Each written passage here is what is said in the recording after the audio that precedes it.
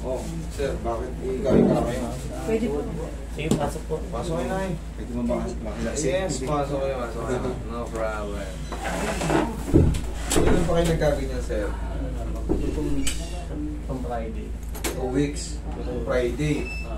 Sino pa lang ngayon? Martes pa lang ata ngayon. Sa Friday po.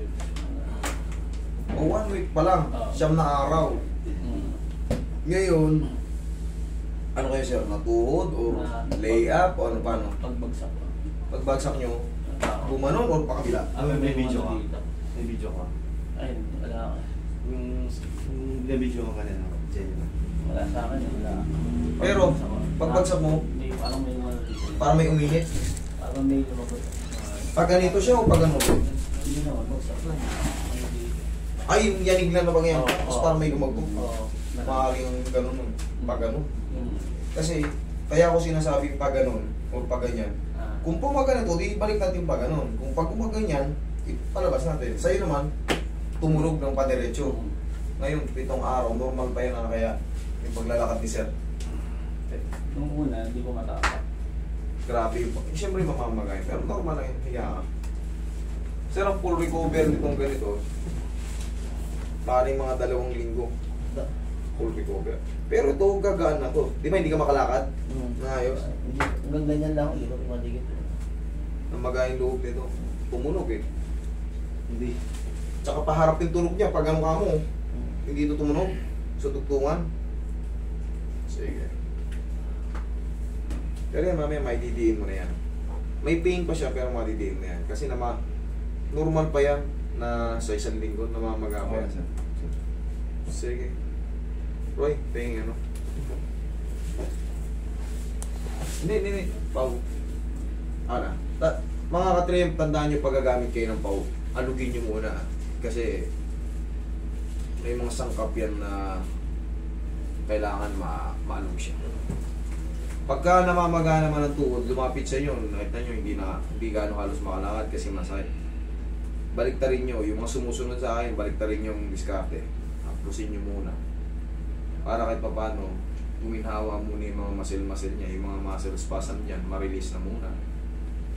Huwag nyo munang pitikin ng maga, kasi mga iba-iba tayo ng pain toleration. Maaring may mahina, may malakas. Buti sana kung pain toleration natin, kagaya nung pumunta rito ng babae, tawa-tawa lang kahit super frozen, napakataas ang pain toleration. Pero sa iba, hinihimatay pa. Tinurukan na ng antay vaccine antay pa.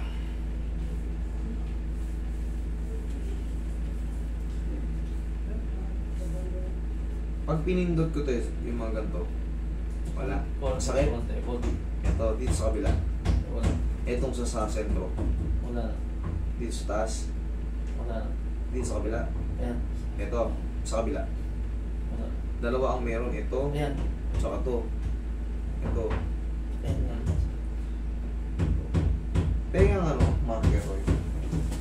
Nandito pala yung nakaipit. Hindi pa na dito, sabi mo dito eh. Pero itong pinakamasakit. Ulit marker mo na. Sakto. Yan, may marker. Kailangan mawala yung marker na yan. Ay, mawala yung sakit sa marker na yan. Ulit pero. Okay, sakto. Dito kasi wala Hindi. Yan. Pag nawala yung masakit dyan, ibig sabihin, healing process ka na. Na-adjust na yung mo. Relax na.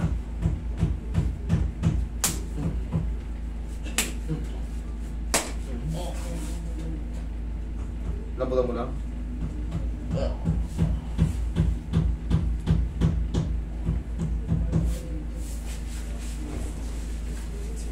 Lambutan mo lang sa'yo. Ayan, sige, laglag mo lang. Hindi naman masakit yan. Puso ko konti rin, sir. Puso ko konti. Ayan. Sige, lambutan mo lang. Huwag mo lang labanan. Isa pa. Thank you.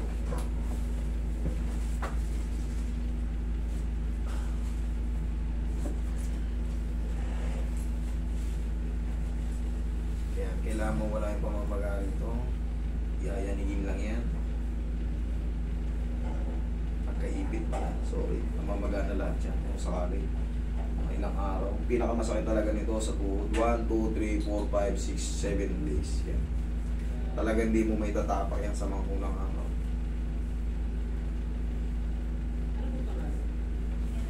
Lalo kung mataas-taas yung ano nyo. Pagtalon.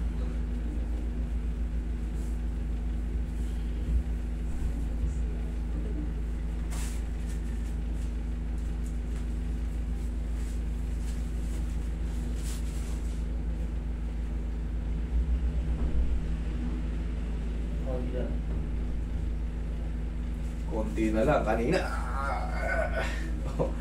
Na-dislocate? Umuusog kasi yan. Hindi naman totally dislocate. Siyempre, ang tuhod natin, makikita yung tuhod natin. Kaya. Makikita yung tuhod natin. Ganyan. May allowance. Once na umusog ng konti yan, pero hindi yun kasi tinatawag na, hindi kinoconsider na total dislocation eh. Meron kasi tayo diyang ACL at PCL sa gitna. Pag nagbago yung posisyon ng tuhod natin, kailangan yanig-yanigin mo yan. Yanig-yanigin mo kasi naka-cross yun sa gitna eh. Pag naipit yun, siyempre, may stress siya. Kaya pag pinindot mo, ano na yan, oh? Paloob na yan. Ito yung patela, yung likod niya, nandun yung ano. Kaya kailangan, nakita nyo ginagawa ko, niyayanig-yanig ko. May pinch sa mga konti, pero yun ang technique natin eh. Yan ang ginaganyan ko, niyayanig-yanig ko. Para mawala yung pagkaipit sa loob. Yayanig-yanig lang yan. Ngayon, oh. Kanina sobrang sakit niyan. O ngayon, ba't nawala? Kasi nga, sa technique natin, na magaling. Tapos sir, mag-ano ka muna, pansamantala, bago-bago pa to eh. Mag-knee support ka muna, no? Okay, relax mo na. Sige, try mo nga ilaman. Tingnan mo kung bearable na kumpara kanina.